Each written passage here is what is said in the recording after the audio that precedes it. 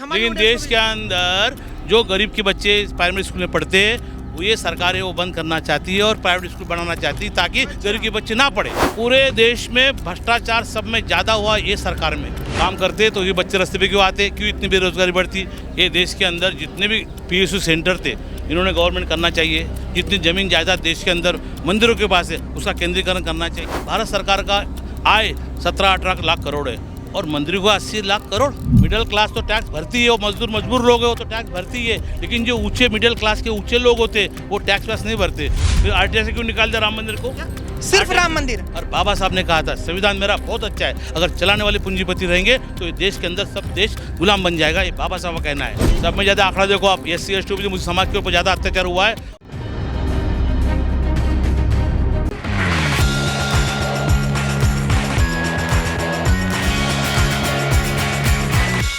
नमस्कार, मैं आकाश कुमार, स्वागत है आपका हमारे चैनल भैया जी गजब पर। और जिस तरीके से देश में काफ़ी सारी कमियां आ रही हैं, जिस कारण कुछ लोग मानते हैं कि जो रूलिंग पार्टी है ये कॉन्स्टिट्यूशन के हिसाब से नहीं चलती।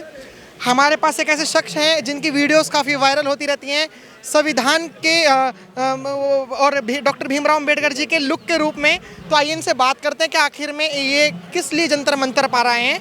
नमस्कार सर, नाम क्या होगा आपका? नमस्कार, जय श्री राम, राम राम, नमस्कार, वालेकुम सलाम, जय हिंद, जय जवान, जय किसान, जय भीम, जय संविधान। बताइए नाम क्या होगा आपका? मैं डॉक्टर सुरेश गवई हूँ, मुंबई से आया हूँ। हाँ। और यहाँ प्रोटेस्ट को मदद करने के लिए आया तो हूँ। मुंबई से आप क्यों आए हो? मतलब आपको ऐसा क्यों लगा कि यहाँ पर आना चाहिए?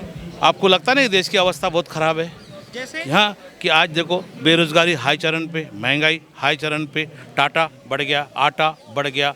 ये सब बढ़ने के बाद में स्कूल 4 लाख बंद की गई भारत के अंदर। प्राइमरी स्कूल जो गरीब के किसान के बच्चे वहाँ पढ़ते हैं। 4 लाख स्कूल बंद करे गए हैं। चालू है करने का। अभी महाराष्ट्र के अंदर 88,000 किया है, फिर यूपी के अंदर 88,000 स्कूल बंद करे हैं। हाँ, चालू है अभी, और 4 लाख का उनका बजट है। हाँ, मतलब चालू है, बंद कर दिए? चालू करके 4 लाख तक बंद करेंगे।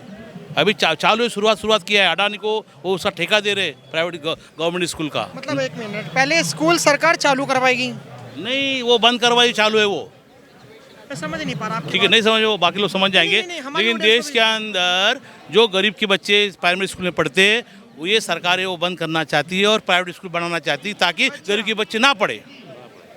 तो आप ये मानते हो कि जो मौजूदा सरकार है वो शिक्षा के खिलाफ रहती है? पूरे देश में भ्रष्टाचार सब में ज़्यादा हुआ ये सरकार में। जब हमारे बच्चे डॉक्टर इंजीनियर बनते थे, कोई नीट एग्ज़ाम नहीं थी तो उन लोग लेते थे, लेकिन आज 70, 80, 90 पेपर लीक हुए हैं। तो इसका मतलब भ्रष्टाचार सरकार सोई हुई है और उनके शिक्षा मंत्री भी सोए हुए हैं और इनके पूरे मंत्रिमंडल में से सब भ्रष्टाचारी लोग हैं। तो इसे भ्रष्टाचार मुक्त, ये शिक्षा मुक्त करने के लिए यहाँ पर आंदोलन लगाया है। और हम चाहते हैं देशवासियों को इस आंदोलन को जहाँ से हमें देखते होंगे तो आप सब अपने घर घर से एक आदमी भेजिए। कह रहे हैं कि देश को विकसित करने के लिए हम काम तो कर रहे हैं। काम करते तो ये बच्चे रास्ते पे क्यों आते, क्यों इतनी बेरोजगारी बढ़ती, क्यों इतनी महंगाई बढ़ती, क्यों लोगों को मारा जाता, क्यों पीटा जाता, क्यों रेबीज बढ़ जाते, क्यों गुंडागर्दी बढ़ जाती, क्यों महिलाओं पर अत्याचार बनता, क्यों जमीन अडानी को बेची जाती। तो आपके हिसाब से बेरोजगारी कैसे खत्म हो सकती है? क्योंकि आपके पास कॉन्स्टिट्यूशन ऑफ इंडिया है और इसमें हर चीज़ का समाधान है। मुझे लगता है देश को चलाने के लिए सभी चीज़, ये एक तरीके से सब कुछ है। अब आप क्या मतलब क्या मानते हैं? हमारी जनता को थोड़ी आइडियोलॉजी बताइए और एक आइडिया भी दीजिए कि जो सरकार नाकाम हो रही है आपके हिसाब से रोजगार कैसे मिलेगा? देश की आबादी के तहत ये देश के अंदर जितने भी PSU सेंटर थे इन्होंने गवर्नमेंट करना चाहिए। जितनी जमीन जायदाद देश के अंदर मंदिरों के पास है उसका केंद्रीकरण करना चाहिए। मंदिरों के पास है? बहुत जमीन है, सिर्फ मंदिर के पास? सभी लोगों पर जहाँ भी गवर्नमेंट जमीन सबके पास, मस्जिदों में या बुद्धों में, जो भी जमीन केंद्रीकरण करना मांगता। और जिससे ज़्यादा आय है, जो सुवर्ण ऊंचे लोग के समाज में जमीन जायदाद बहुत है, उनकी आय ज़्यादा है। इतनी आय है कि देशवासियों को गुलाम मजदूर कर रहे हैं, देशवासियों को नौकरी दे रहे नहीं है। 5,000 में शिक्षा में काम करना पड़ता है। तो जो केंद्रीकरण हो रहा है जमीन का, फिर जमीन की, फिर पैसों का केंद्रीकरण। और आज देख रहे होगे आज भारत सरकार का आय 17-18 लाख करोड़ है और मंदिरों को 80 लाख करोड़। ये क्या चल रहा है बेउल्टा? मंदिर का कितना है? 80 लाख करोड़ के ऊपर है। तो मंदिर को सरकार देती है, जनता देती है? जनता देती है। तो सरकार में मिलेगा जब जनता देती है। और मंदिर बड़े बड़े बन रहे हैं और हमारे जो PSU सेंटर भारत के अंदर जो रेलवे है, बैंक है, अस्पताल है, ये कमज़ोर होते जा रहे हैं। इसलिए इसको मजबूत करने के लिए अब सर, देश के अंदर आपने काफी इंटरेस्टिंग बात कही। तो अब मैंने ना दो चीजें पकड़ी। जैसे मान के चलो, पहली आपने ये चीज कही कि जो ऊंची ऊंची जातियों के पास, आपने जाति का शायद नाम मतलब बोला कि ऊंची जाति, तो अगर आपने कहा कि ऊंची ऊंची जाति लोगों के पास जो बहुत लंबी बड़ी प्रॉपर्टी है उसको लेकर केंद्रीकरण करें। मान के चलिए कि अगर आप 30,000 रुपये महीना कमा रहे हैं, सिर्फ 30,000 रुपये महीना, आप हालांकि बहुत ही कमा रहे होंगे, हाँ। आप 30,000 रुपये महीना कमा रहे हैं और एक व्यक्ति है जो कूड़ा चुनकर 5,000 रुपये महीना कमा रहा है, क्या आप उसको अपनी जायदाद दोगे? क्यों देंगे नहीं? अगर मेरे पास ज़्यादा जायदाद है तो मैं सरकार को दान कर दूंगा, क्या बड़ी बात है। वो 5,000 जो कमा रहा कूड़ा, 5,000 में घर चलता है क्या? कितनी महंगाई पड़ी, आपको उसके 5,000 दिखते और इनकी बैठे बैठे फुकट की डिजिटल इंडिया बना के इनकी आय बढ़ रही, दिन पे दिन जमीन आप अपने 30,000 में से देंगे उन्हें 25,000? देंगे। अरे जरूरत पड़े, हम देश को टैक्स तो भर रहे ना हमारा, हम थोड़ी फुकट में खा रहे हैं। टैक्स तो ऊंची जाति वाले भी भर रहे वो हैं। नहीं भर रहे ना, सब जमीन जायदाद के अंदर दबा के रख दिया उसने, पूंजीपतियों को देश चला रहा अपना, और इसलिए अडानी अंबानी ऊंचा ऊंचा ऊंचा बढ़ रहा है। जैसे एक अडानी हो गया, एक अंबानी हो गया, मतलब मैं मुश्किल से मानता हूं कि 8-10 नाम ऐसे हैं जो देश के उद्योगपति हैं। बाकी काफी सारे ऐसे लोग हैं जो मिडिल क्लास हैं, क्या वो टैक्स नहीं पे करते? मिडिल क्लास में मान के चलो आप जनरल वाले भी। मिडिल क्लास तो टैक्स भरती है, वो मजबूर लोग हैं वो तो टैक्स भरती है, लेकिन जो ऊंचे मिडिल क्लास के ऊंचे लोग होते वो टैक्स वैक्स नहीं भरते। वो अपनी ज़मीन के अंदर बाहर प्राइवेट में बच्चे को पढ़ाने को भेज देते, IT इंजीनियर करते बड़े बड़े, और हमारे बच्चे धूप के अंदर यहाँ पर अनशन आंदोलन करते शिक्षा के लिए। तो ये जो गरीबों और अमीर का जो खाई है वो दिन पर दिन बढ़ती जा रही है। तो एक खाई को मिटाने के लिए सरकार सोचना चाहिए। सरकार नहीं सोच रही है कि उनको यहाँ से चंदा मिलता है, उनको वहाँ से पैसा मिलता है, बड़े लोगों से, बड़े बड़े उद्योगपति को पैसा देती है। पूरे मंदिर में देखो, अब क्या राम मंदिर में कितना पैसा गया बताओ तुम। चलिए, अभी आपने जो मैंने आपसे पहले जो सवाल का जवाब पूछा हाँ। कि जो जनरल कैटेगरी के लोग हैं, आपने कहा कि वो टैक्स नहीं पे करते हैं, नहीं भरते। ठीक है, नहीं भरते। ये पता नहीं आपने आंकड़ा कहाँ से लेकर आए। लेकिन दूसरी चीज़, जब आप मंदिर पाएंगे, क्योंकि मेरे पहले सवाल से आप इनके आंसर से कितना संतुष्ट हैं, हमारे कमेंट सेक्शन खुले हुए हैं, हम हर बार कहते हैं कमेंट में सवाल पूरा करिए ताकि हम और उससे पूछें। दूसरा सवाल आपने मंदिर का कहा, आपने बताया कि जो सरकार के पास जो आमदनी, मतलब जो टैक्स की तरफ से पैसा आता है, वो 17 लाख करोड़ रुपए का है, और जो आपने कम ज़्यादा हो सकता है। और आपने जो मंदिर का बताया वो कितना बताया आपने? 80 लाख करोड़ के ऊपर है। लेकिन जो आपने 80 लाख करोड़ रुपए का जो डेटा दिया, वो डेटा किसके आधार पर दिया आपने? आप एक काम करो, भारत में घूमो, बालाजी मंदिर घूमो, राम मंदिर घूमो, जितने भी मंदिर है आशी विश्वास है, उनके तुम ऑडिट देखो करते हैं, वो ऑडिट ही करते नहीं। ऑडिट नहीं करते तो उसका टैक्स कैसा मालूम पड़ेगा, इनकम कैसा मालूम पड़ेगा। इसीलिए आपको पत्रकार के माध्यम से घूमना पड़ेगा। आप सबको साथ में लेके चलो, देशवासियों को बचाओ, देश के गरीबों को बचाओ, किसान को बचाओ। नहीं बचाएंगे। अयोध्या गए थे, हम अभी अयोध्या गए हैं, वहाँ से कवरेज करके आए हैं। तो एक राम मंदिर ही एक ऐसा ट्रस्ट है जो ऑटोनोमस बॉडी है, मतलब जो प्राइवेट संस्थान के पास है। राम जन्मभूमि तीर्थ ट्रस्ट जो है उनके पास है, बाकी सारी गवर्नमेंट के अंडर में आती हैं, वो टैक्स वगैरह सब लेती है गवर्नमेंट। गवर्नमेंट मंदिरों से टैक्स ले रही है और किसी से टैक्स नहीं ले रही, और उसके बाद भी आप कह रहे हो कि ऑडिट नहीं हो रहा। अगर ऑडिट नहीं हो रहा तो टैक्स कैसे ले रही है सरकार? सरकार के पास टैक्स लेने का जो बताओ, तो फिर RTI से क्यों निकाल दिया राम मंदिर को?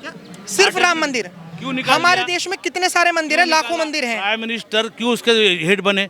वो सब संतों को देना चाहिए था, क्यों इस बीच में घुसे ये? तो ये इनकी बोलने की बात अलग है, करने की बात अलग है। इनके और काली टोपी विश्वास करते नहीं। महासचिव जो हैं वो दलित बनाए गए हैं, और आप भी दलितों वाली बातें करते हैं। दलित वाली बात नहीं कर रहा, हम लोग बुद्धिस्ट है इस देश के अंदर, हम लोग राजा है। तुम दलित बोलने वाले कौन होते हैं हमको? राजा हो, हम नहीं दलित नहीं, हम बुद्धिस्ट है, हम देश के राजा है। और हमारे राजाओं को आप लोगों ने मार मार के पीट के उनकी जमीन छीन के उनको भगा दिया। राम मंदिर की जगह किसका मालूम थी? राम मंदिर की जगह भी बुद्धिस्ट के बिजनेस की जगह थी, वो उस टाइम ढापी गई, चोरी गई, और संविधान के माध्यम से वो लीगल इलीगल करके राम मंदिर बनवा के वो भी जमीन उन्होंने लूट लिया है। आपके कहने का मतलब है कि जो प्रभु श्री राम जी का जो मंदिर बना है वो किसकी जमीन पर बना है?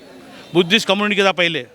तो अगर आपको लगता है बुद्धिस्ट कम्युनिटी के उससे बना है, तो कॉन्स्टिट्यूशन ऑफ इंडिया आपके हाथ में है, सुप्रीम कोर्ट में जाइए और पिटिशन फाइल करिए। भाई साहब ऐसा ही करेगी सर्वे।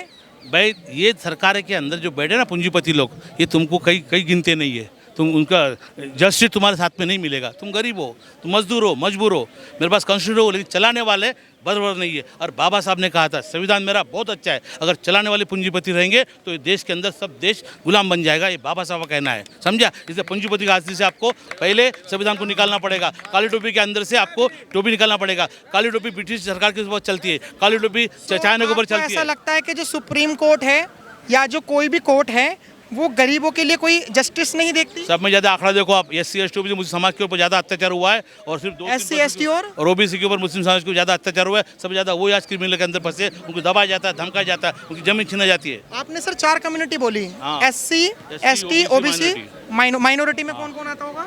ये जैन आते, मुस्लिम आते, जो भी आते, इन सबके ऊपर अत्याचार होता है और हो रहा है। नहीं, उनको पता है, चलो वो पत्रकार है, उनको पता नहीं, हम पता कर देंगे। जाओ NCR का रिपोर्ट निकालो, आपको मालूम है। NCR भी, हाँ बिल्कुल। हाँ, उसका रिपोर्ट निकालो, आपको सब चिट्ठा मिल जाएगा। तो अभी जैसे सर आप ये आंकड़ा बोल रहे हो कि इतने सारी चीज़ों का हुआ है, हमने जो CMO हम लखनऊ गए थे, हमने वहाँ पर लोगों से बात करी, उन्होंने कहा कि देखो हमने विकास दुबे का भी एनकाउंटर हुआ, गाड़ी पलटी, श्रीकांत त्यागी उसके भी बुलडोजर चला, इतने सारे जनरल कैटेगरी के लोग हैं उनके साथ भी हमने एनकाउंटर करा। उन्होंने एनकाउंटर का आंकड़ा, मैं उस आंकड़े को भूल रहा हूँ क्योंकि मैं ऐसे कुछ भी नहीं बोल सकता वरना मीम्स बन जाएंगी मेरी। उन्होंने कुछ आंकड़ा दिया, उन्होंने कहा कि देखो हमने तो सबसे ज्यादा एनकाउंटर जनरल उसमें ब्राह्मणों के हुए हैं। सरकार के विरुद्ध काम करोगे, ठाकुरों का सरकार, ब्राह्मणों का ठाकुर, वहाँ पर झगड़ा चलता है, आपको मालूम नहीं, दोनों में डिवाइड हो गया है। यूपी के अंदर ये चालू है, इसलिए ठाकुर लोगों का कहते ब्राह्मण लोग को बढ़ने देते नहीं, इसलिए अत्याचार अंडर बढ़ रहे। चलो, जय भीम, जय भारत, जय संविधान। एक चीज को और बता दीजिए, मेरठ में जो हुआ है, मेरठ में जो हुआ है, किससे आए हो अभी दिख रहा है मुझे आपके क्वेश्चन।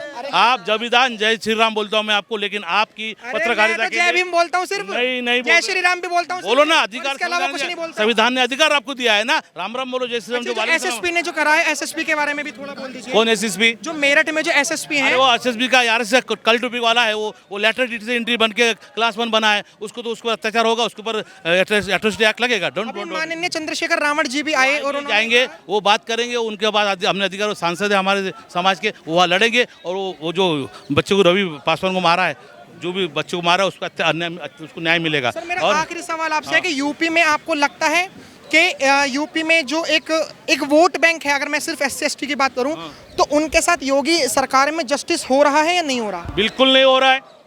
जल जमीन छीनी जा रही है गरीबों की, मारा जा रहा है, सरकार के सामने लोग आत्महत्या कर रहे हैं, कितने लोगों को मारा गया, जमीन जल जमीन, बड़े बड़े पैसे वाले लोग गरीबों की जमीन छीन लेते हैं। और आपको मालूम कितना अत्याचार चालू है। आप मेरे साथ यूपी घूमो, आपको मैं देहात भी घुमाऊंगा, जमीन जंगल का कितना प्रॉपर हो रहा है। घूमेंगे जरूर इनके साथ और आपको भी दिखाएंगे कि वास्तविकता क्या है। आपका सर शुभ नाम क्या था? मैं डॉक्टर सुरेश गवई, मुंबई से आया हूँ और मैं हाँ। देखिए हमने गवई जी से बात करी, बहुत इंटरेस्टिंग बात लगी इनकी कि इन्होंने कहा, उन्होंने जो कुछ आंकड़े दिए थोड़ा हमने करेक्ट करने की कोशिश करी, लेकिन ये बात सच्चाई है कि देखो अगर आप संविधान के द्वारा नहीं चलोगे, क्योंकि 2-3 मेरे को ऐसी चीज़ें दिखी जो संविधान के द्वारा चीज़ें नहीं चली।